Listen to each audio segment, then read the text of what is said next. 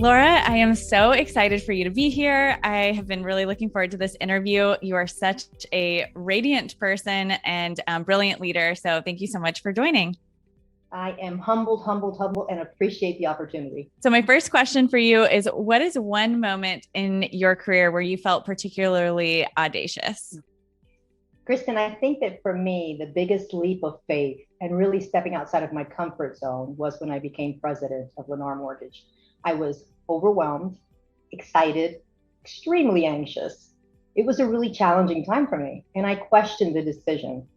I questioned my abilities, and I wondered if others were doing the same. It was a big responsibility, and I didn't know 100% of all of the business. I didn't know every component, especially when it came to secondary.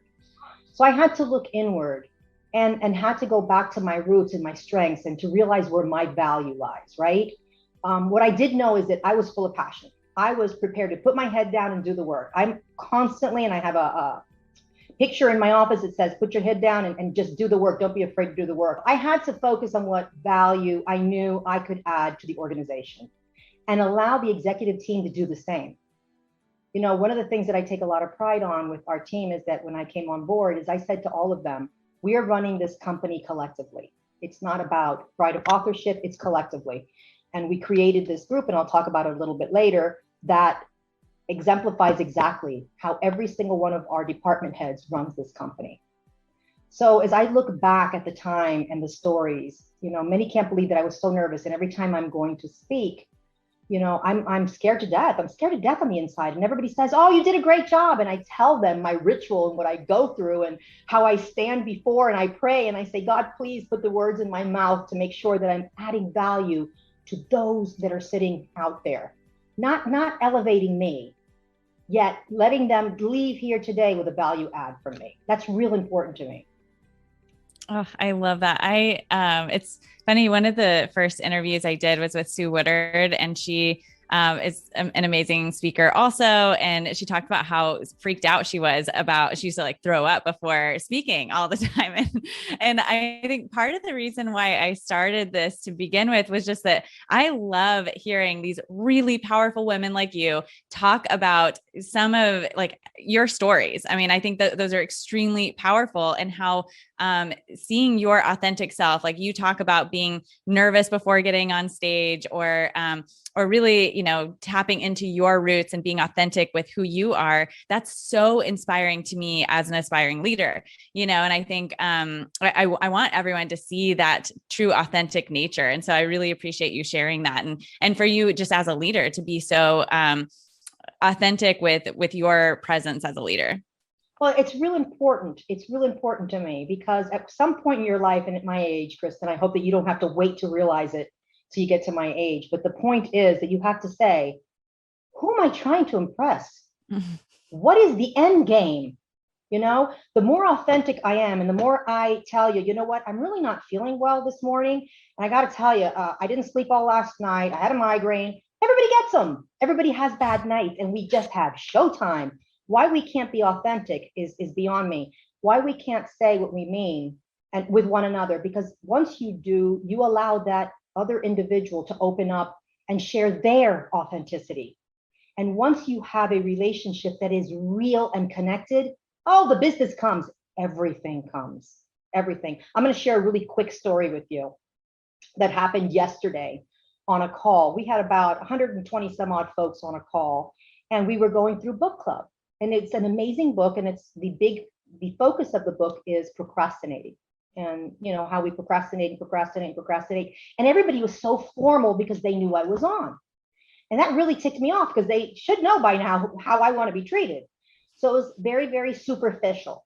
So I went on and I said, guys, let's be real. Has anybody really, this is my procrastination, middle of the night when you really got to pee and you sit there and you negotiate with yourself. Well, if I wait one more hour, it's almost time to get up, and that way I can sleep a little bit longer, blah, blah, blah. And if I get up and go, then I won't sleep. And so now everybody is laughing. Everybody's having a great time, let their hair down, and are able to be authentic and share their real procrastination. I'll tell you, we heard some real Lulus, right? But I opened up that opportunity by being real. And who doesn't have that procrastination? Yeah. Yeah, no, exactly. Definitely. Told you when Exactly. you were wanting to interview me, I was going to tell you the way it is. I love that so much, but it's so true. Whenever you are very real, other people feel like they can be real, and then it opens the door for people to grow and for you to hear voices that you want to hear within your company too. I mean, I love that in every aspect of life, but in business, I think it's something that's often lacking because we're all trying to pretend like we're, the same person or something too, and Or and as, or and as not a real women, person. as Yeah. women, we fight that fight. Yes. Sometimes we fight it within ourselves. Yeah. Oh And yeah. I tell women all the Definitely. time, get out of the way. You're in your own Yeah. way. I got to tell myself that all the time.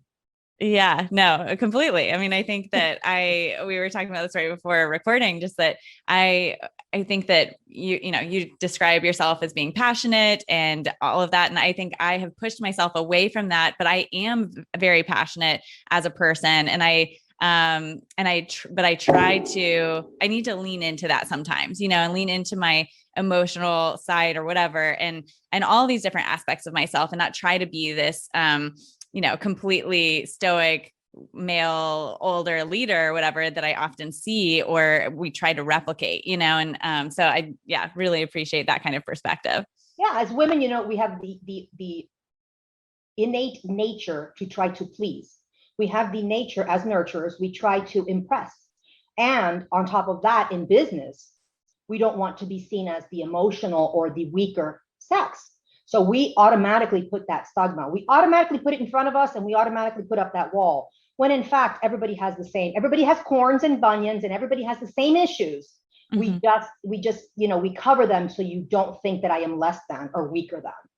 And at this Mm-hmm. point in my life, I walk in and say, I'm having a really, really rough day, didn't wear makeup. So you want to say anything about it? Let's talk about it right now. Instead of trying to put it on and have the face and everybody going, why is she such a grouch today? Put it out there, put yourself out there. It's so refreshing. Yeah, I love that. That's so good. I even just this morning I had a difficult night and I show up for my 7:30 a.m. meeting, it was just not right on top of it. And my manager called me right after and he was like, is everything okay? And I was just honest. I was like, yeah, I found out some crazy stuff about this person I was seeing over the last year and it was a rough night, and he was like, oh, okay. Just wanted to make sure that you were it wasn't something that I had done or, and we clarified some things through that. And I was glad that I had been honest about that because otherwise it looked like I wasn't jumping in the way that I should have in that meeting. And, and then he understood we were on the same page and he was like, well, sorry you had such a rough night. And it was great. But that kind of open communication and authenticity helped us move our day forward better, so. The only thing, Kristin, that I can tell you to that is now take it the next step. When you open up that meeting and when it's your opportunity, say where you're coming from. Mm. Because if he wasn't bold enough to pick up the phone, there's a miscommunication. And he Yeah. may be taking away that she's not as engaged as she usually is. Oh my Lord, what if I'm losing her passion or her drive? And it had nothing to do with the job. Yeah, You that's know? so true. That's great advice. Yeah. Just, setting it up where you're at. So I love that. Okay. So my next question for you is to describe a moment in your career when you decided to pivot or do things differently. This one's really easy because it was once again when I became president of Lennar. I decided, like I said earlier, our leadership team was going to run this company collectively. So I took the head of every department and we went into a room and I questioned everything. I said, guys, today we are opening a brand new mortgage company from scratch. How would it look today? How many associates are you going to hire? How many do you need? What technology do we need? What would be different today? What would we do differently and how would it look differently? And Kristin, we did. We looked at every aspect of our business. We questioned everything. And when I say questioned everything, I empowered every associate throughout our organization. We had receptionists, we had janitors, we had everybody questioning everything.